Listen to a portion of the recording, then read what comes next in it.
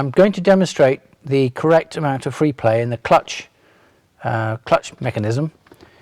So here you can see I'm taking out the free play with my foot, and I can just feel it's then biting, and then I can disconnect the clutch by pushing the foot down. So you need this little bit of free play in the system to avoid undue wear on the clutch components.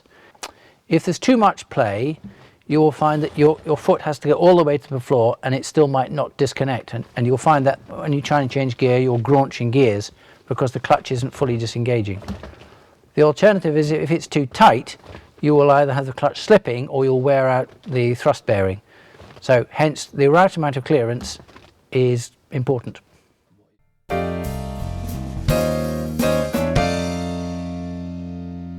Talk about clutch adjustment of a manual car. This is a left-hand drive car, and I'm going to show you first. This is a clutch cable with the adjuster, and it would have a lock nut on it, brand new cable. And here is the pedal box, which is out of the car, and the cable fits in through this spigot into the bulkhead, goes through the bulkhead into the cabin. And you need to adjust this adjuster in order to get the correct clearance at the pushrod end down by the gearbox, which we'll show you shortly. Now, the issue is that the adjuster is underneath the steering column on the left-hand drive cars, so it's rather awkward to get at.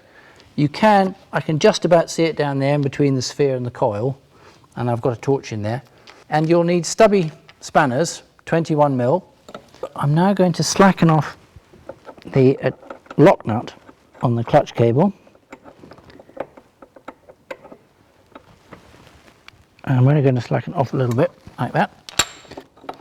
And once you've slackened off the lock nut, you can then adjust the main adjuster, which is 17mm AF, and therefore get the correct clearance that you want at the pushrod. I'm adjusting the cable out to reduce the clearance. And you can probably, as you can see, just about get 1/8 of a turn at a time, turn the span around another 1/8, turn the span around another 1/8. That's the usual way. Right-hand drive cars are similar, but the adjuster is at the other end of the cable under the LHM pump.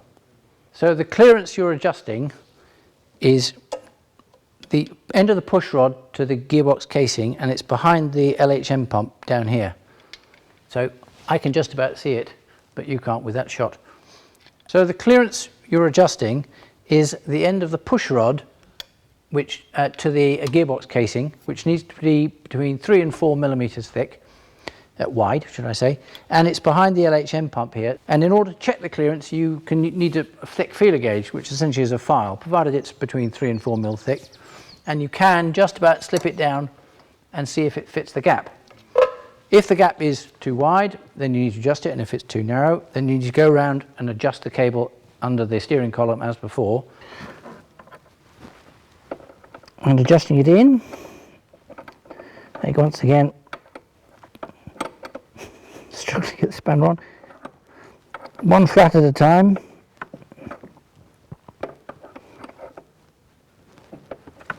and then recheck the clearance, and when you're happy with the clearance, tighten up the lock nut. Once again, 1/8 of a turn at a time, or a flat.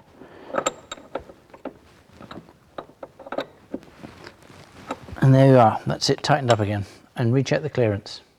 Once you've set the clearance correctly and you've locked it off, you might have to do that a few times to get it right, then we move on to the next adjuster.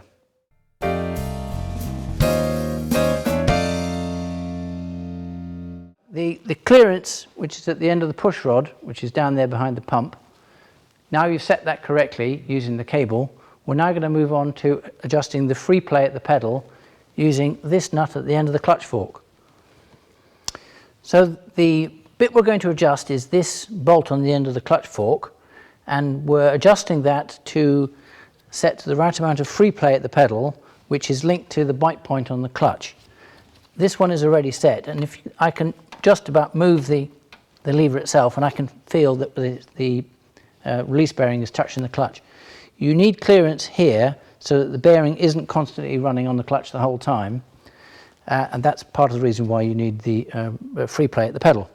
In order to adjust it, you have a 14mm spanner, and you can either, if you slacken it off, you'll have more free play, like I'm doing here, and then this will move further. And if you adjust it in the other way, if you tighten it up, you will reduce the free play and also make the bearing get closer to the clutch. So there's a compromise between the two, and it all ends up, when you actually feel it at the pedal, that you have a couple of inches of free play before you feel the bite point actually taking up. And you can always check it here. I've got that slightly too tight, in that that's now, I can feel that that's touching, the bearing is touching internally, and so I'm going to slacken it off just a turn or two. The final adjustment will be done once the car's up and running and you can actually drive it, and you'll feel whether the bite point needs to be adjusted in or right slightly.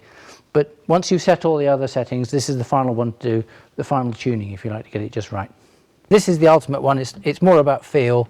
As long as you've got a couple of inches of free play before it bites, that's pretty much correct.